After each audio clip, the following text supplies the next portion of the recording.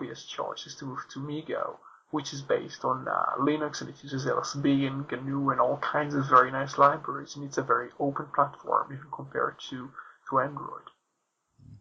Well, then just before I go over to Gordon, I'm staying on the subject of phones very briefly. I promised I'd mention this off my site.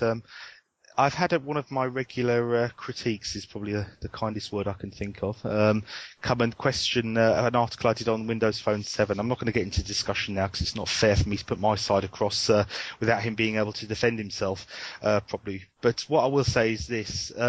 Obviously, it's that person who made the comment on my site who seems to pop up every time they feel they can criticise a point and make an implication about what I've put, which is you'll have to read the article. What I'd ask is for people to go to the link that they see on the show notes and have a little read of what I've put, and then have a look at one of the posters there who's a regular to my site, who will seek to attack certain things that I say in certain subjects, and just see what you think, make your own opinion, make your own view and judgment call. What I found, and I think Roy and myself discussed this a while ago, is that certain topics provoke certain responses. I knew before I posted this particular article that I would get this particular person commenting. So I'd ask you to have a read of that and just see if what I've said, if you believe it's unreasonable. I've suggested that if Steve Ballmer doesn't get success out of Windows Phone 7, that his career may be in jeopardy, which I don't think is an unreasonable thing to suggest after the Kin was such a disaster. But if you read my response and read his response, you can make your own judgment call and see what you think. So that'll be in the show notes. That's what I wanted to quickly put on there, Roy. And now over to you, Gordon, and your two topics. Yeah, well, they're both actually Twitter/Identica related, and they seem to be like two reasons to switch away from Twitter onto Identica, and I'm desperately trying to find one of the links just now. Basically, the first one, I'm sure it was on theguardian.co.uk. I'm trawling the Guardian as we speak, trying to find the link, but I can't see it.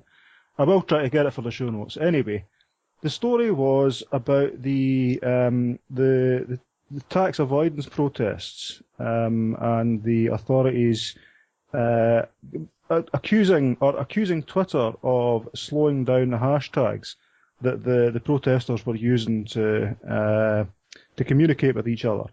That's just so much easier if it's a centralized thing, because essentially Twitter, everything goes through into the one server, and you're restricted by what, in this case, Twitter decide to do with it. If that was Identica, then you could host, the protesters could all host their own instance of Identica, and there's no traffic shaping of these hashtags, because allegedly, Twitter have denied this, but allegedly what they've done is made some hashtags unavailable, or they won't get, no matter how many times people mention them, they won't come up onto the popular trending topics, or they would delay it for several hours. So yeah, I mean, it's a suspicion there that Twitter deny, but that's a reason to use free software, to use Identica or StatusNet rather than Twitter.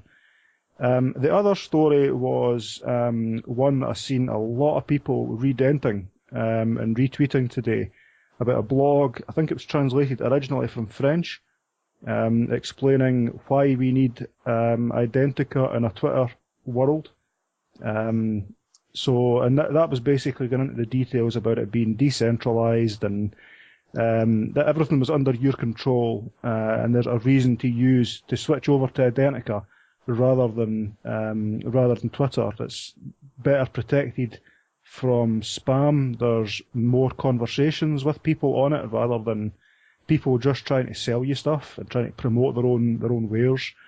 So yeah, that happened to be two stories about moving to, or a good idea to move to Identica from Twitter. They both happened on the same day. So that was my two stories. Well, I'm always. I mean, I think we've all had the conversation about Identica before, but I'm always very reluctant to praise and promote Identica because I think it's absolutely fantastic, and I'm probably going to regret saying this. The conversations I've had in Identica are completely different to the attempted conversations you can have in Twitter. You find Identica attracts users who have a passion in the subjects that they're associated with. They're not just blind followers or spam bots or anything like that. And what I worry is that if things like the Twitter story about protesters and things like that gets mainstream, it'll encourage the mainstream to move over to Identica and turn it into very much what we have on Twitter, which is a mass sludge of marketing, retweet bots, trolls, spammers, and the whole conversation gets distorted. I think already have that. Well, I mean, personally, for my followers and for the people I follow, I found Identica is a very, very nice experience. There's nothing that I don't want to read. Everything's relevant, and there's people I know and people I'm friends with who I can keep up to date with very, very simply. Twitter, I can't say the same thing anymore because ever since the mainstream, in inverted commas, moved to it, it's just been flooded with every man, jack and boy that wants to sell something, promote something, or retweet something. That's just my experience of it. People might find a worth in Twitter. But I certainly only keep it now as a medium where my dents get passed through, and the few people that do remain on Twitter and don't have a Identica account, I can contact them there. But that's the only reason I still keep that open. Sorry, Roy, go ahead. Yeah, well, I think you were talking about the issues of spam, and about 2 months ago, Evan was trying to do a cleanup of the site, trying to remove lots of spammers. Sometimes about 50% of a certain group would be just kind of very attractive ladies based on the avatars, but it's mostly all kinds of spam and people who try to befriend you to build a network of subscribers.